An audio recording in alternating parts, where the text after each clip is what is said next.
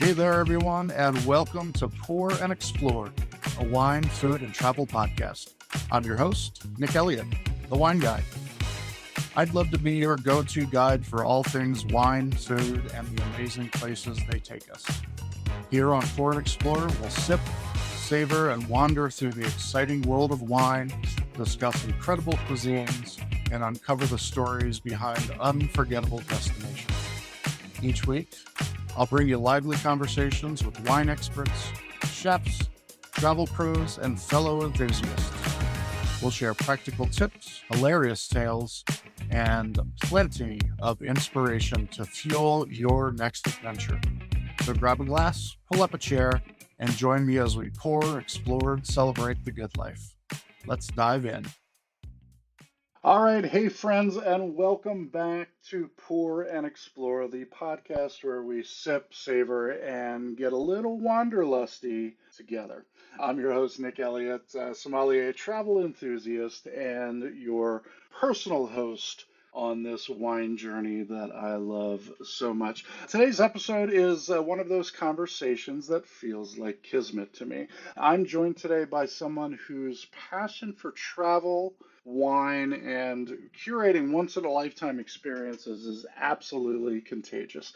Gail Sherman is the founder of Wine Lovers Travel, and I am thrilled to be co-hosting a very special trip with her next March, and we're going to call it the Swirl Through Australia tour. I'm so excited. It's going to be happening in the second half of March 2026. But before we dive into the juicy details of, kangaroos, Tasmanian sparkling wine, and wild seafood cruises, hint, hint, hint, these are some of the fun things that we're going to be doing. We are going to have so many fun experiences, and let me tell you why this episode and this trip matter so much. You see, there are wine trips, and then there are wine lovers travel trips.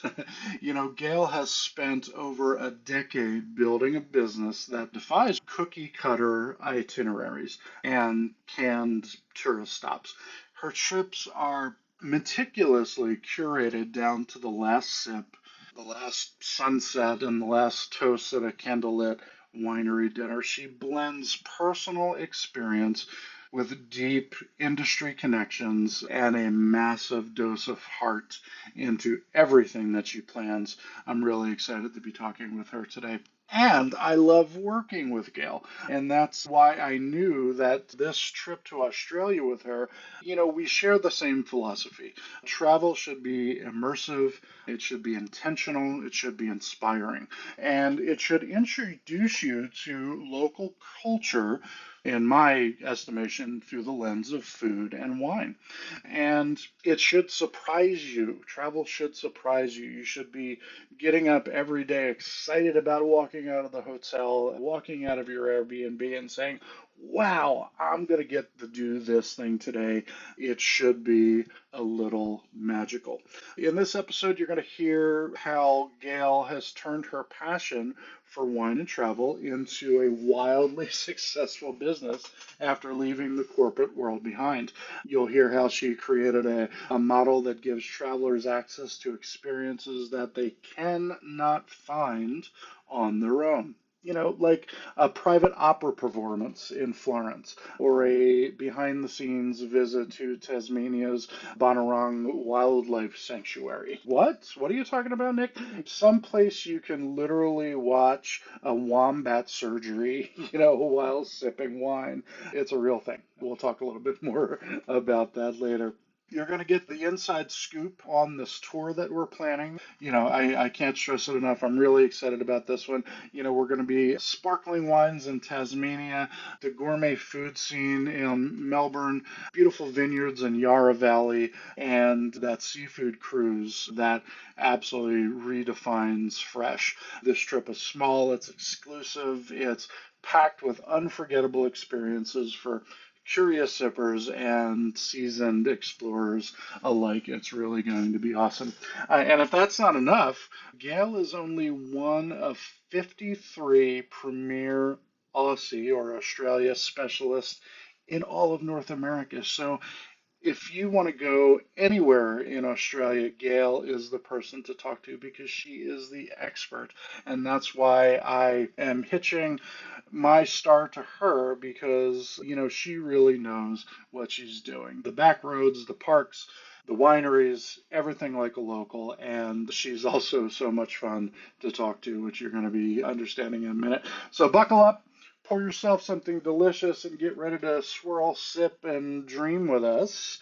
And when you're done listening, don't wait. Head to my website and read a little bit more about your spot on this unforgettable tour. Now, let's jump in to the conversation with the one and only Gail Sherman. Okay. All right, Gail, thank you so very much for being on Pour and Explore. Welcome.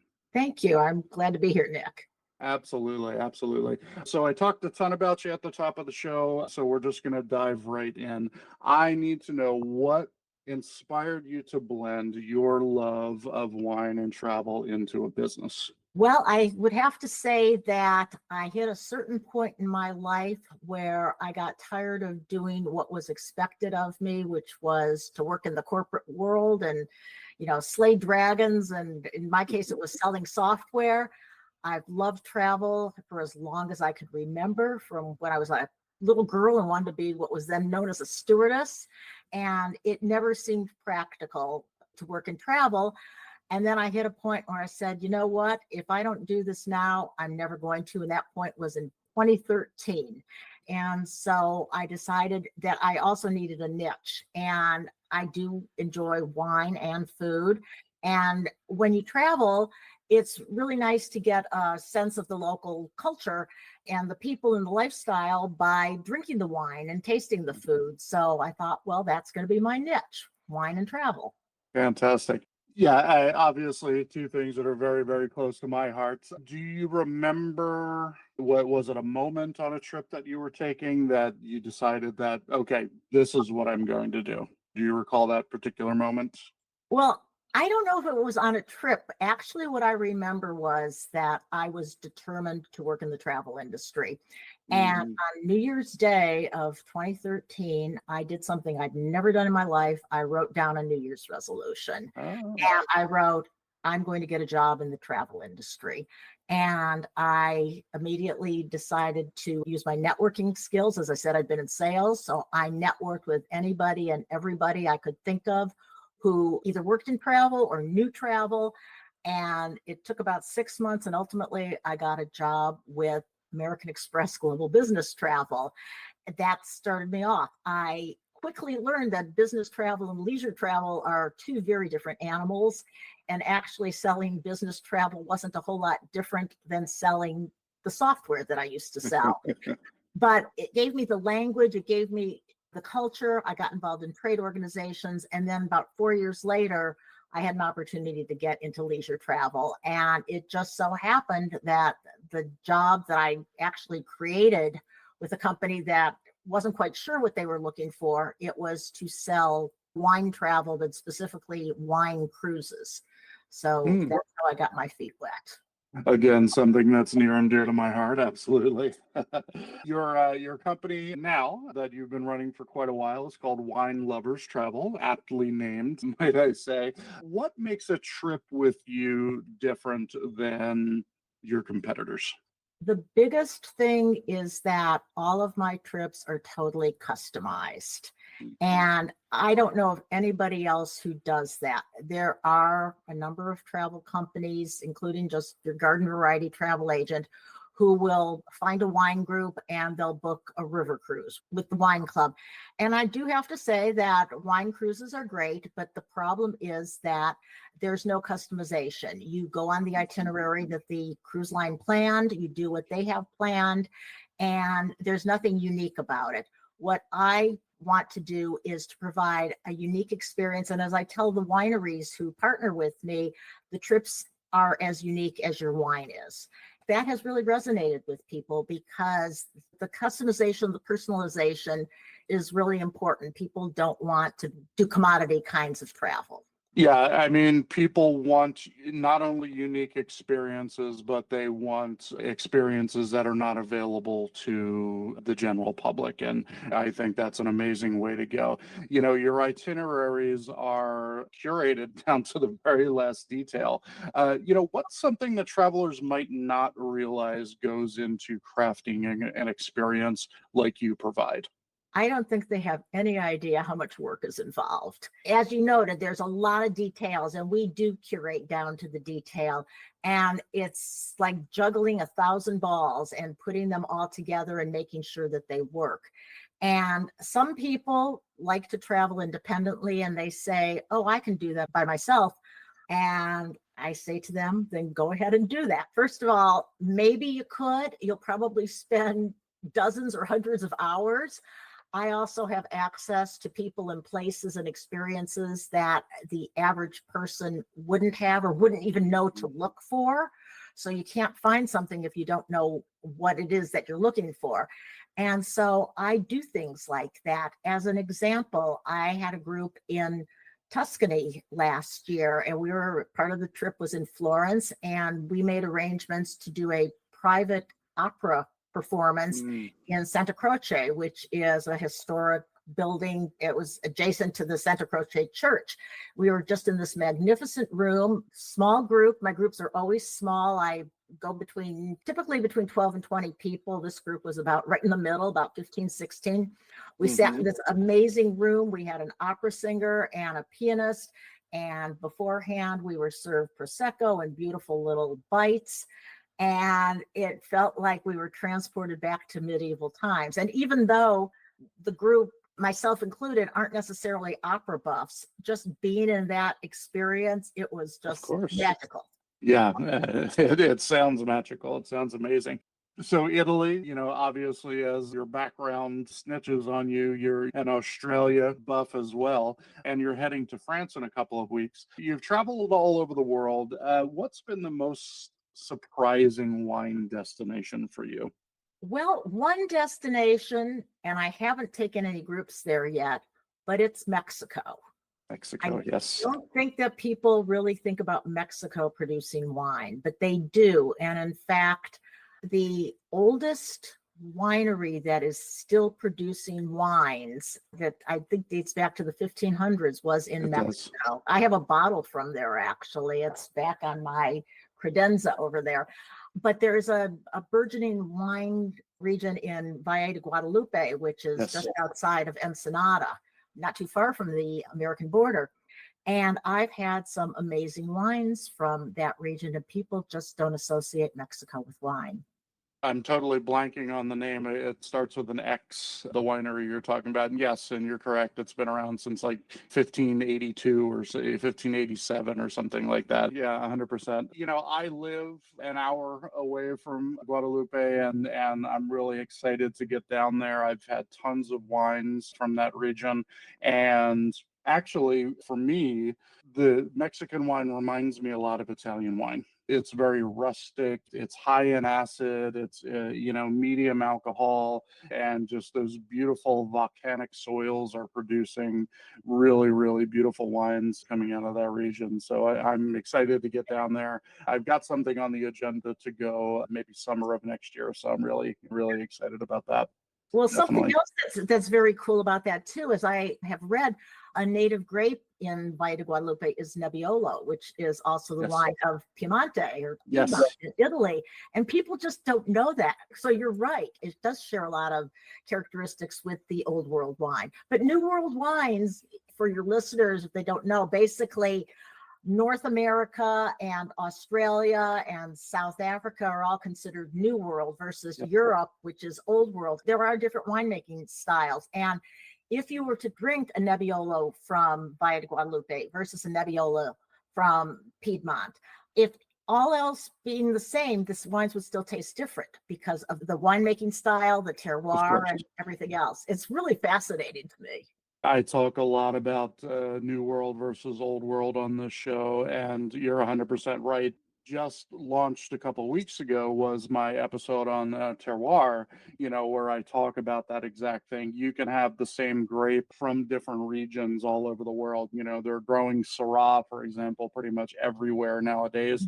And Syrah from California is going to taste different than Syrah from Mexico, Syrah from Australia, and all of that stuff. So the land, the winemaking practices, the air, the water is all going to make the wine taste different. And Absolutely. that's what's so fascinating about wine. I just can't get over it. Absolutely. All right. Well, speaking of Australia, you and I are planning this amazing trip to Australia in March of 2026. And I'm so excited to have this episode come out and have folks hear about it. So I'm just going to let you talk about this amazing trip. We're calling it the Swirl Through Australia Tour. What are some of the highlights for you? Oh, that's like picking your favorite child, actually. Seriously. Australia is just a remarkable place. I just want to say, just as an overview, the people are friendly, the scenery is spectacular, the wildlife is just so wonderful. I mean, the first time you see a kangaroo hopping in front of your car, you'll go back to being like a little 5-year-old and jumping up and down. You're so excited to see this. Except hopefully you're not jumping up and down while you're driving on the other side of the street, by the way. I don't drive in Australia, actually. I'm a passenger. But I would say we're going to be going to Tasmania as part of this trip. And I was in Tasmania for the first time last December of 2024. And I was blown away. I've traveled now in much of Australia and I love it all, but Tasmania just really took my heart. It's much more quaint than the mainland of Australia. They make some amazing wines. There's a whole region in Tasmania where they make sparkling wine, which is truly as good as anything you'll find in the Champagne region. I loved one of the wildlife sanctuaries there called Bonarong. Bonarong is the wildlife park. And Bonarong is the coolest place because what they do is they have a hospital there for injured animals. And so not only do you get to go there and see animals in a fairly natural habitat, but you can actually watch in the hospital. And if you happen to be there when they're doing surgery on a wombat or a kangaroo or what have you, you can watch and you get a chance to feed the animals. One thing I learned about Tasmania, though, there are no koala in Tasmania. So if you want to see koala, you have to go to the mainland, but we will be, Nick. So don't worry about that. We'll see our koala. Yes. The other thing that's really cool about Tasmania that I love, well, two more things, actually. One of the highlights of the trip is we're going to go on what's called a wild seafood cruise. And this is out of Hobart, which is the largest city in Tasmania. And you go out on this boat. I believe it was a catamaran. I'm not a boat expert, but what you do is they have a diver on board and they have a couple of guys. And so you get a chance to eat absolutely the freshest seafood you have ever had. Some of it's raw, some of it's cooked. And once we get out far enough, the diver goes into the water and he brings up whatever he finds, which are often sea urchin. They were like sea snails, actually. They look like, your escargot, except they're about the size of a tennis ball. And they have this kitchen on board. I call it a kitchen, not a galley, because it's as nice as anybody's, stainless steel kitchen that you would have. And they have guys on board, and they were guys in this case, and they cook seafood in every way. And it's a small group, so you're not crowded by a bunch of other people. And you go to a salmon farm, and salmon are not indigenous, but they've caught salmon and they do breed them there. So you get to have fresh salmon, fresh oysters. The oysters, if you like oysters, they're the best of the world. It's just really, really fun. And of course, they serve wine and beer. And you're out there for about half a day, and it was really fun. Another thing that was really cool that I love is now it's Marilla. And Marilla has both a museum and a winery. And the museum is called MONA, which stands for the Museum of Old and New Arts. And if you think, oh, what a snoozer to go to a museum, you haven't been to this museum. The gentleman who founded it, whose name is, I'm not remembering right now, but he was a math genius. He's from Tasmania. And he figured out how to count cards. And so he went into casinos, and until he got kicked out, he made so much money. I mean, more money than you could ever imagine. And I guess he was an art aficionado. So he started collecting this very eclectic art. Very little of it you would know the names of the artists, but everything from paintings to sculptures to videos to interactive stuff.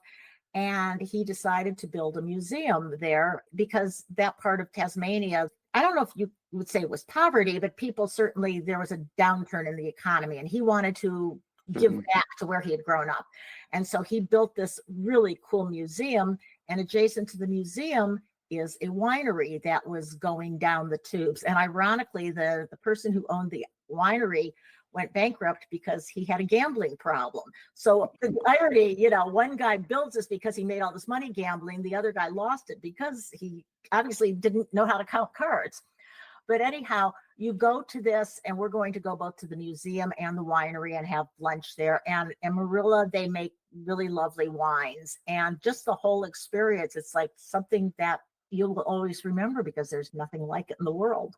I love the fact that you chose, Tasmania as a highlight. That's absolutely going to be a highlight for me as well. I'm really, really excited about going to Hobart and seeing Tasmania. And I love the fact that you've touched on some of the other things, that we're going to be doing as well. This is not, your grandma's wine tour, where we're just bouncing around from winery to winery to winery. We are really going to see the culture and meet the people of Australia. And I was really excited about that being part of this excursion, not only for us, but for our guests as well. We're going to be going through Yarra Valley, the Mornington Peninsula. I mean, we're going to jam-pack so much into this trip. By the time we get home, we're going to need another vacation. So I'm really, really excited about it. Absolutely. But it will be totally worth it. One thing I want to say, you asked me earlier what makes my trips different. And I think another thing that's really important is that I design trips to places that I have been. And I think that's really important because as I'm putting together these trips, and I develop relationships with local partners, for example, in Australia or France or Italy or wherever it is, I make sure that I've been there and I've done a lot of these experiences, and I can talk from the heart, and I can tell you the stories, and I can paint a picture for you. Because a lot of people in the travel world are just order takers. You want to go to Hawaii, here, I'll book you a hotel. You want to go on this cruise, here, we'll book you on whatever. I don't do that. I feel like I have to share my personal experiences. And also the trips that I put together are the trips that I would want to take, or that, people that I know would want to take. And so if there's something in there that doesn't resonate with me, then we don't do it. And if there's something that we need to include, then I make sure that it's part of it. And then, as you know, when we put together this itinerary, I partnered closely with you, and we added things that were important to you. And you're going to be conducting a lot of educational sessions of that nature. And that's important too, because this isn't just a trip out of a catalog. It is Nick's trip. It's the wine guide trip, and never to be repeated unless you want to do it a second time. And even then we'll vary it. This will be a once in a lifetime trip. Oh, I'm so excited about it, and I'm so excited to be going to Australia. And I can't say enough about my experience working with you. From the day we met, I knew that this was going to be a match made in heaven. The amazing relationship that you have with the people down in Australia and in Tasmania, and we got a chance to talk to one another and really dive deep into putting this together, and going back and forth and making sure that it worked, and every little detail has been planned out. So I'm so excited to be partnering with you on this 100%.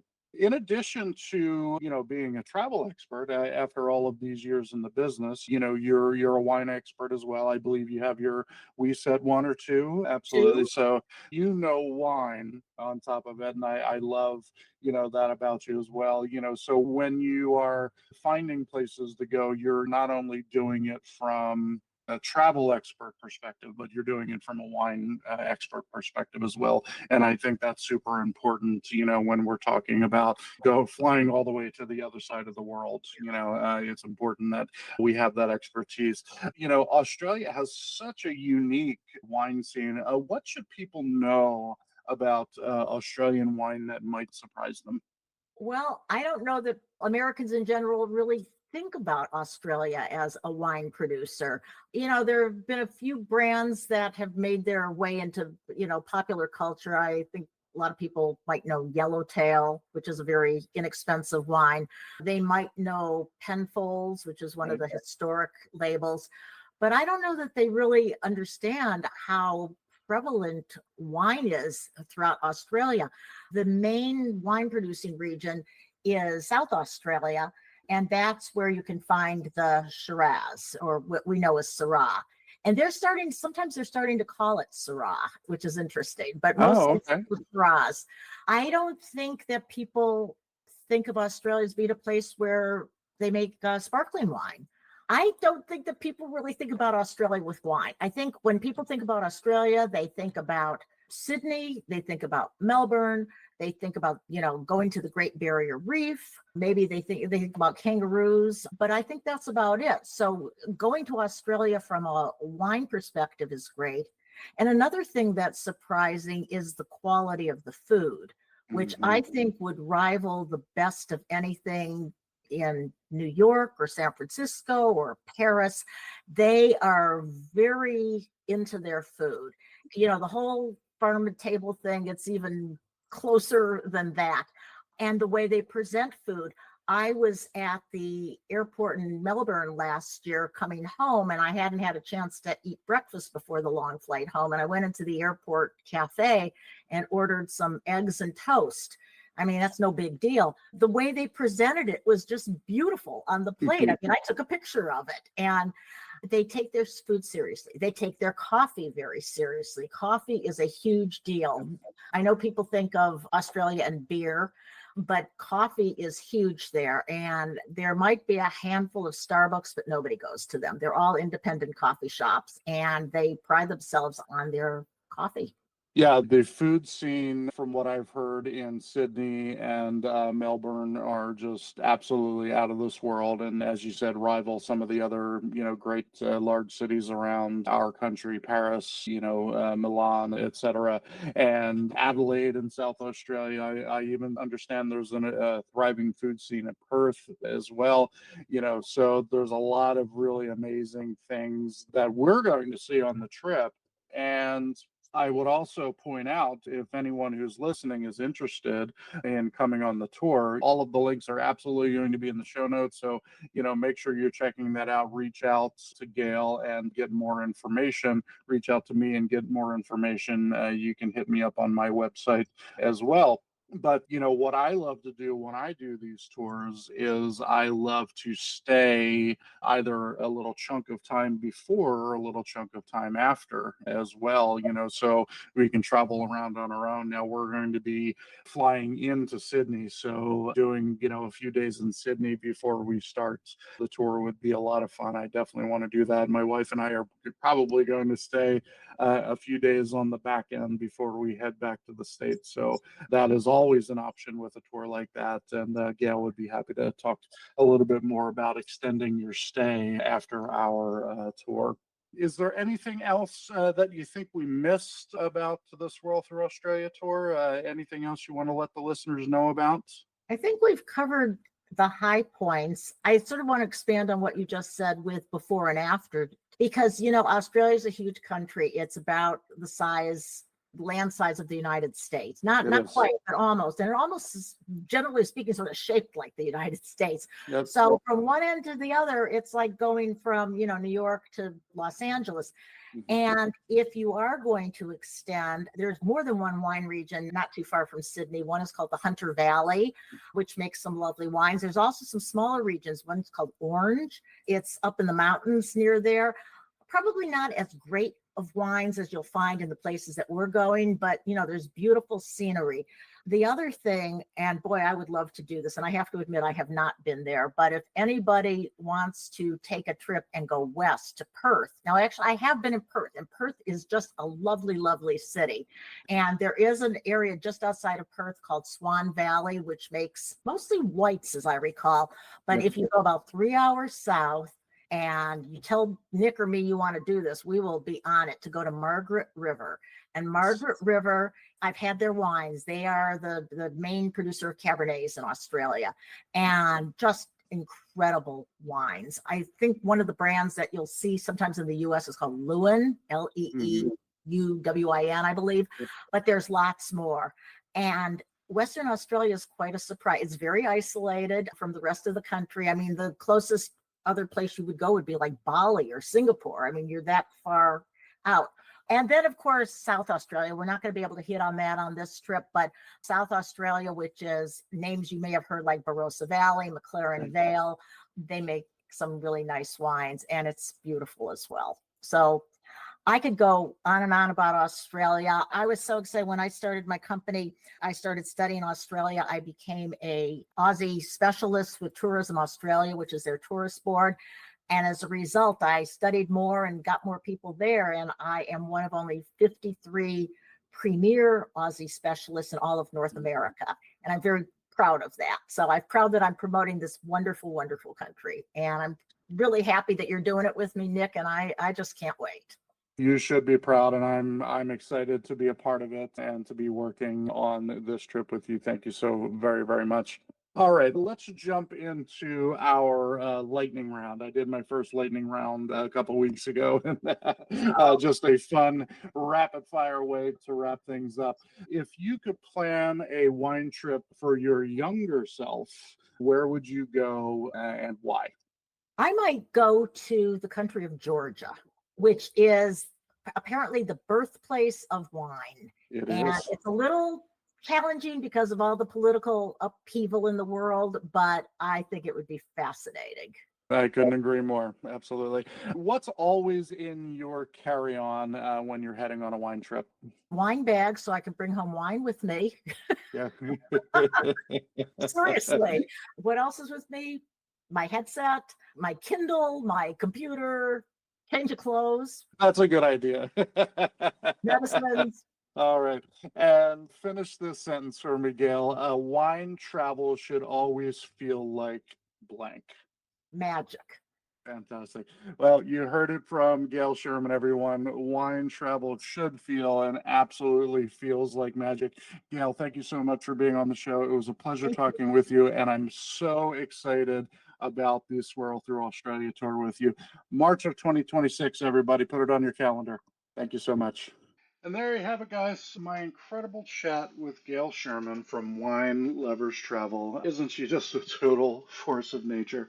She's absolutely wonderful, and I'm so lucky to be partnering with her on what will hopefully not be our last trip together. So, from the vineyards of Tuscany to seafood cruises in Tasmania, Gail really does curate experiences that aren't just memorable, they are transformational, and I really, really hope you will look her up. You're going to find her information down the bottom there in the show notes. So please head on over there and check her out.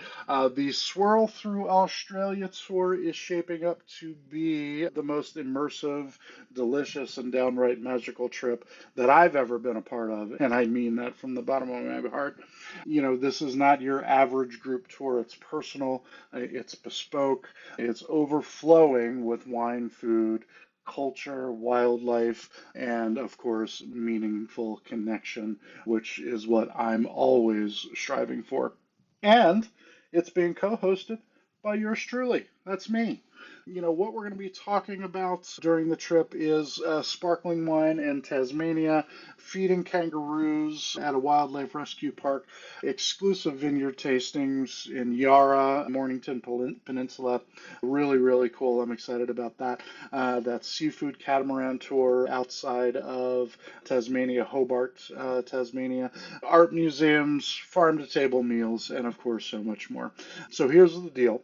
This tour does have a limited amount of guests, so if it's something that you're interested in, you want to get over to the website right now. Go to thewineguy.vin, thewineguy.vin, and check it out. There's a direct link to Gail's website there, and she will be able to get you all of the information that you need to reserve your spot before it's gone. So let's raise a glass together in Australia, March 2026. I cannot wait to travel with you and with Gail, and it's going to be absolutely amazing. If you enjoyed this episode, don't forget to subscribe, hit that follow button, leave a review, and if you would share it with a fellow wine lover or travel buddy, I would be eternally grateful.